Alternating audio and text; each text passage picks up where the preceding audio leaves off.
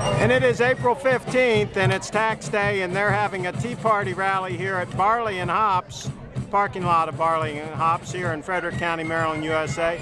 These tea parties are going on all over the place, and folks are a little bit unhappy with government spending and other issues. So we'll have some photos as well on FrederickTeaParty2010.mov. Thank you for coming. My name is Blaine Young. And it's been 1 year.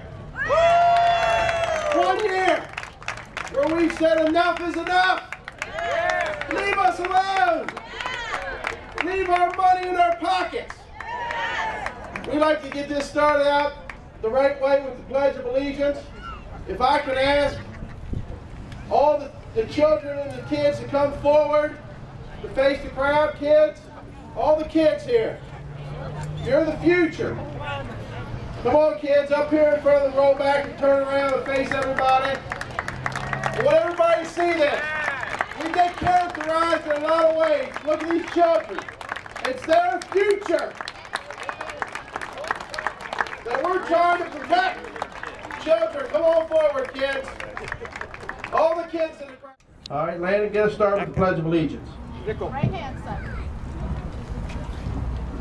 I pledge allegiance to the flag of the United States of America and to the republic for which it stands, one nation, under God, indivisible, with liberty and justice for all. And of course there will be opportunity for others to come forward when we have open mic. Let me say something. A year ago we started this journey. We had a tremendous crowd in front of City Hall, then we marched down to Winchester Hall, and then to the school board. 1 year ago, I did not know that I'd be here a year later talking to you not only as a radio talk show host, but a member of the Board of County Commissioners.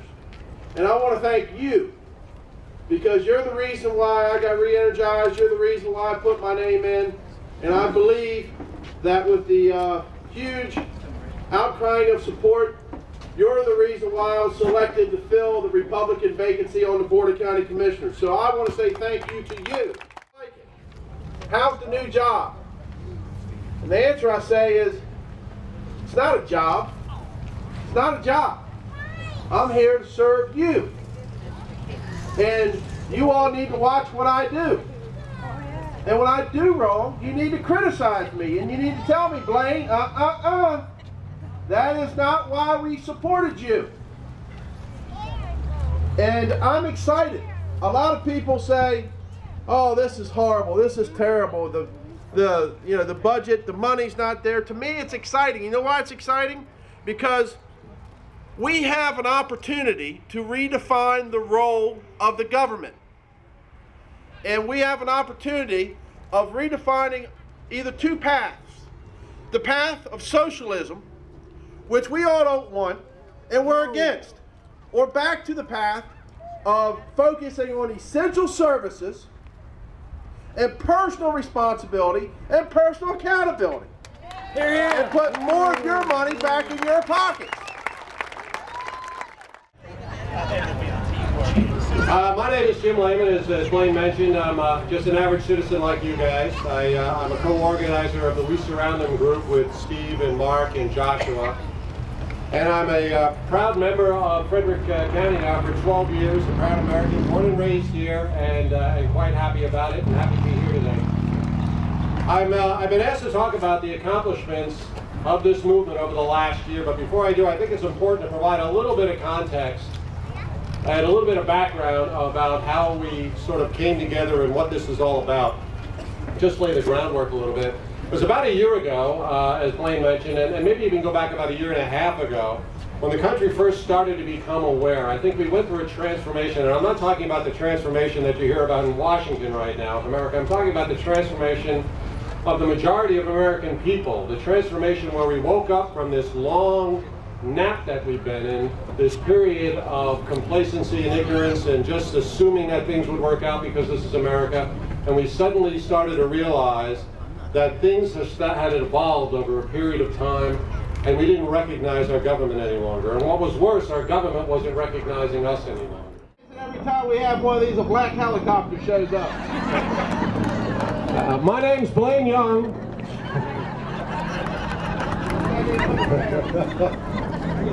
Happened over decades. So we went back to our parties and we said, we're not happy with the way things are going. And we found out that we were being ignored. We found out that the party, as Ronald Reagan once said, left us.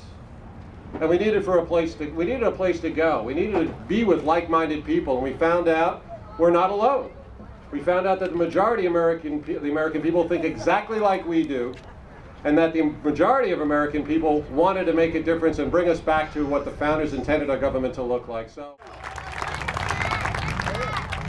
I am your sheriff. It's a privilege to serve as your sheriff, and believe me, I serve at your pleasure, and I know that. I'll never forget that.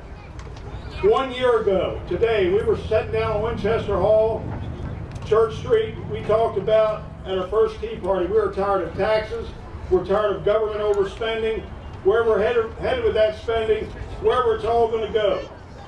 On the 4th of July, we met again. We sent our message about excessive taxes, spending, too much government control, and against the then proposed health care plan. Last September 11th, we met again to decry the health care, excessive government spending, government takeovers, bailouts, too much government, and then a year ago, we were talking about amnesty. It appears to me today that no one down the road heard the message. After being elected, the president said, we will now begin the transformation of America. Transform to what? Where is this all headed? Since then, since January 21st, 2009, efforts by the federal government to redistribute your wealth, tax burdens and practices of government that are going to destroy small businesses. How many small businessmen are here today? Raise your hands. Practices that will destroy working middle-class America. A false prop, hundreds of millions of dollars in meaningless stimulus spending, no results. $3 trillion in TARP money to help the banking and financial institutions.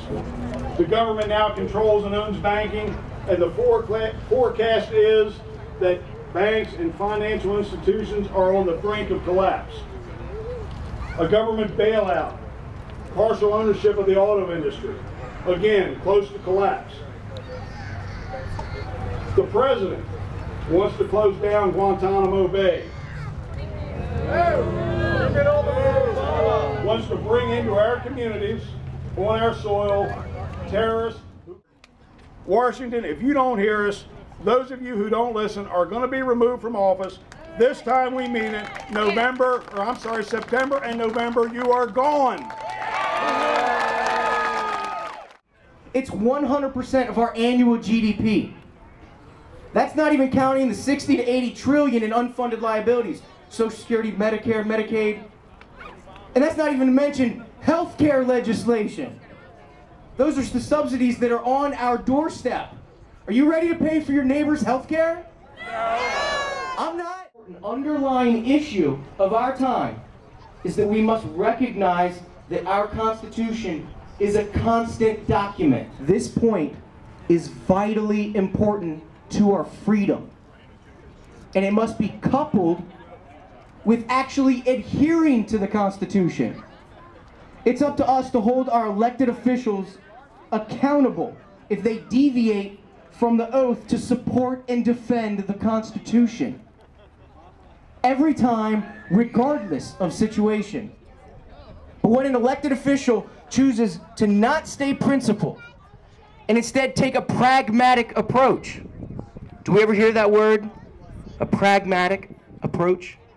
It means that he or she, however small, is partaking at the chipping away of our constitutional republic. Don't tread on us.